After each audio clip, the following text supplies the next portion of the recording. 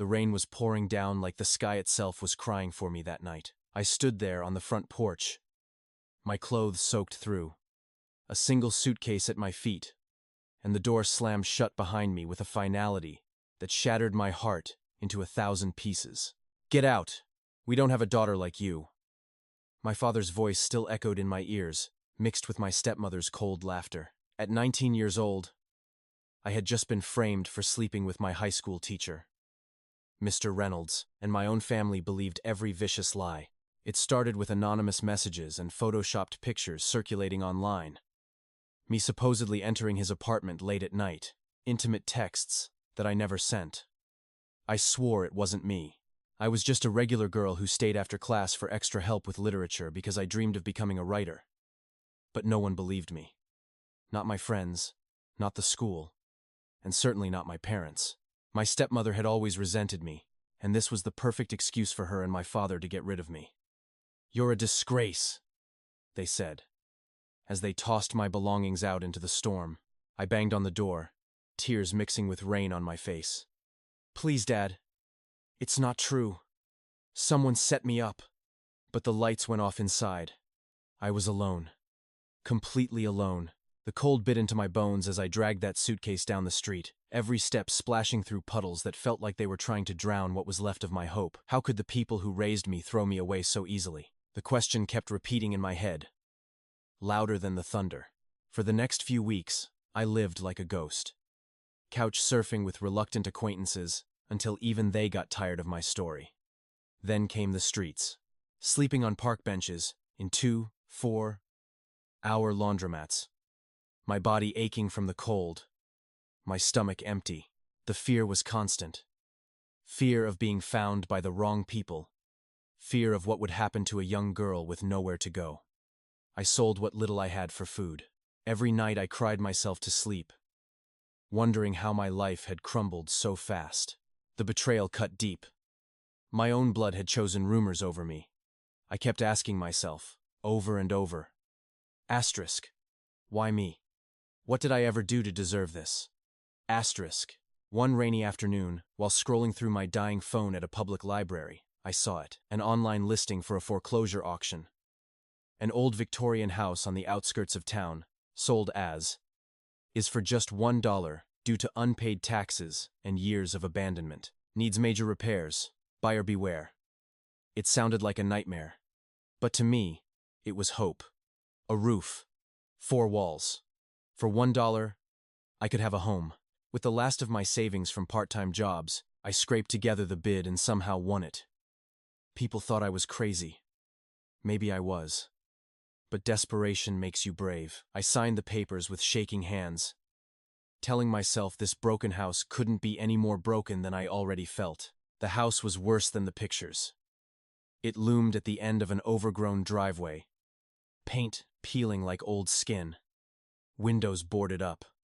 The yard, a jungle of weeds. The front door creaked open with a groan that sent chills down my spine. Inside, the air was thick with dust and the musty smell of decay. That damp, earthy rot that clings to your clothes and your lungs. Floorboards creaked under my sneakers. There were cobwebs everywhere, broken furniture covered in sheets like ghosts, but it was mine. For the first time in months, I had a place to sleep, without fear. I started fixing it up slowly.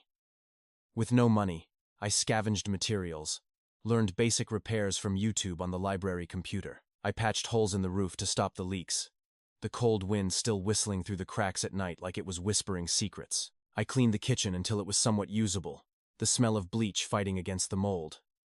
At night, the house came alive with sounds, creaks, whispers of wind through cracks, sometimes what sounded like footsteps upstairs. I'd lie awake in my sleeping bag, heart pounding, telling myself it was just the old pipes or animals. But the loneliness was crushing. I'd talk to the empty room sometimes, pretending someone was listening. Asterisk. Am I losing my mind? Or is this house trying to tell me something?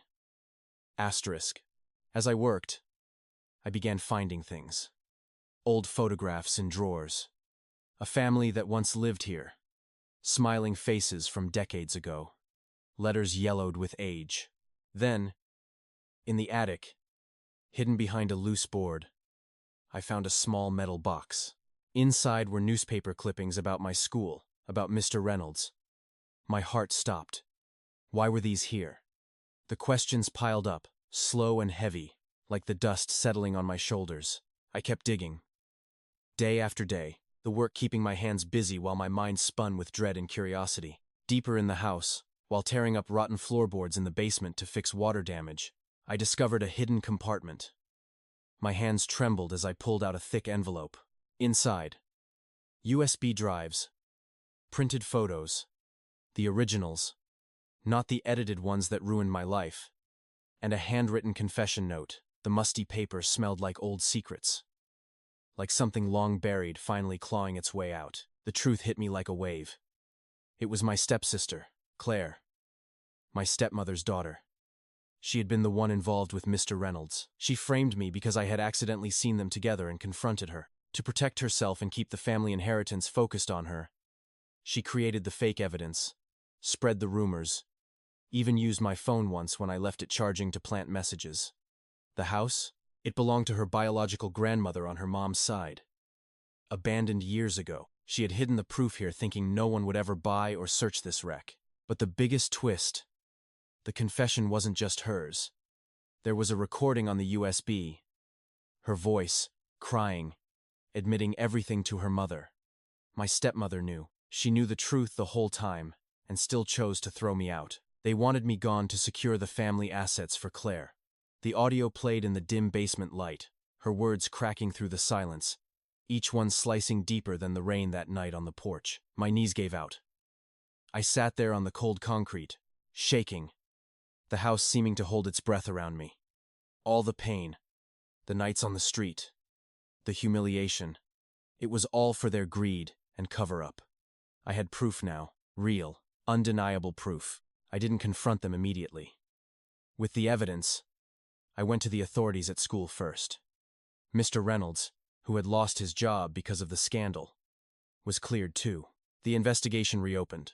Claire and my stepmother faced consequences, legal ones for defamation and more. My father. He broke down when he saw the proof. The man who had slammed the door on me begged for forgiveness, realizing how he'd been manipulated. The confrontation was raw. Voices rising, then falling into sobs, the kind of scene that leaves you breathless. But I had changed.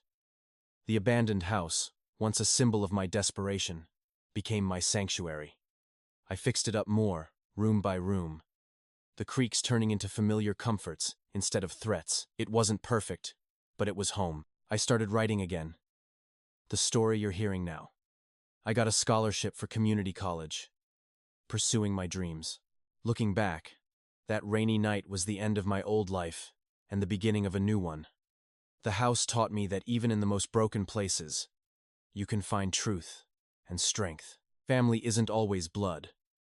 Sometimes it's the walls that shelter you when everyone else abandons you.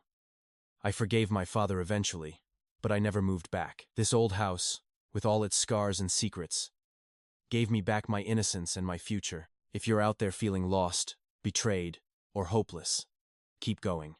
Your abandoned house, your turning point, is waiting. Sometimes the darkest places hold the brightest lights.